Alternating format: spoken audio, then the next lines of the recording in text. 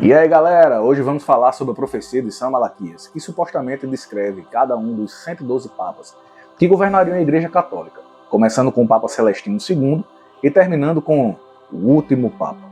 Mas será que essa profecia é real?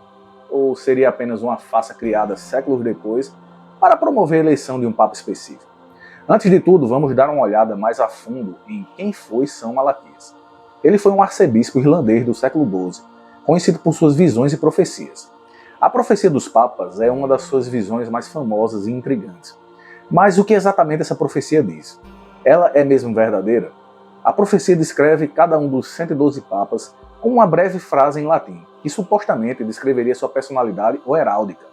A última frase que se refere ao último papa é a mais misteriosa de todas e simplesmente Petrus Romanus, ou Pedro o Romano. Muitos estudiosos questionam a autenticidade da profecia, argumentando que ela foi criada no século XVI para promover a eleição do Papa Clemente VII. Outros acreditam que a profecia é genuína e que São Malaquias realmente recebeu uma visão de todos os futuros papas. Independentemente da autenticidade da profecia, é fascinante examinar como as frases latinas descrevem cada papa. Algumas das descrições parecem se encaixar perfeitamente, enquanto outras são mais vagas e abertas à interpretação. Por exemplo, a frase ex castro Tiberis, que se refere ao Papa Urbano IV, pode ser traduzida como do castelo do Tibre. Alguns interpretaram isso como uma referência ao fato de que Urbano IV nasceu em um castelo perto do rio Tibre, enquanto outros sugeriam que isso poderia referir à habilidade em fortalecer defesas da Igreja Católica.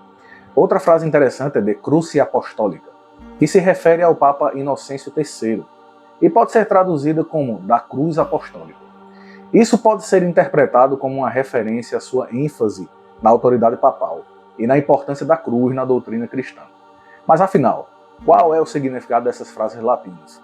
Será que elas realmente descrevem a personalidade e o papel de cada Papa na história da Igreja Católica? Ou seria apenas coincidência? Existem muitas teorias e interpretações diferentes sobre o assunto. Algumas teorias conspiratórias sugerem que a profecia prevê o fim do papado ou o retorno de Jesus Cristo, mas não há evidências concretas para apoiar essas afirmações. Em vez disso, é mais produtivo considerar que a profecia seja uma curiosidade histórica e uma maneira de explorar a rica história da Igreja Católica. Considerando que as descrições dos papas até 1590 são bastante precisas e as posteriores nem de perto alcançam o mesmo nível de exatidão, a maioria dos historiadores conclui que as supostas profecias foram forjadas, tendo sido escritas pouco antes de sua publicação. A Igreja Católica não tem uma posição oficial, mas alguns teólogos a consideram como forjada. Vamos nos focar nos últimos 4 papas, e como eles se encaixariam na profecia. O Papa João Paulo I é descrito como de mediate lunae, que pode ser traduzido como da metade da lua. Algumas interpretações sugerem que isso pode ser uma referência ao fato de que o Papa João Paulo I foi eleito durante a última fase da Lua. A profecia também fala que sua passagem seria breve e que ele seria uma vítima. Bem, seu pontificado durou apenas 33 dias, ou seja, aproximadamente um ciclo lunar. O Papa João Paulo I morreu repentinamente em 28 de setembro de 1978, apenas 33 dias após sua eleição.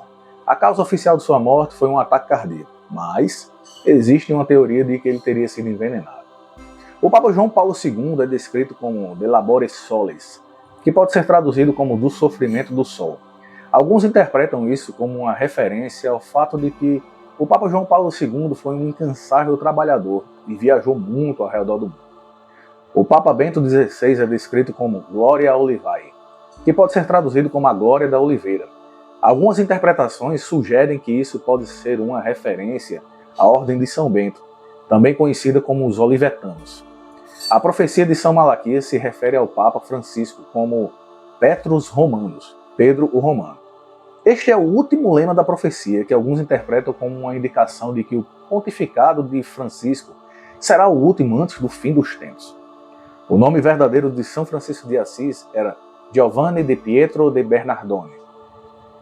Ele nasceu em Assis, na região da Umbria, na Itália, em 1181 ou 182.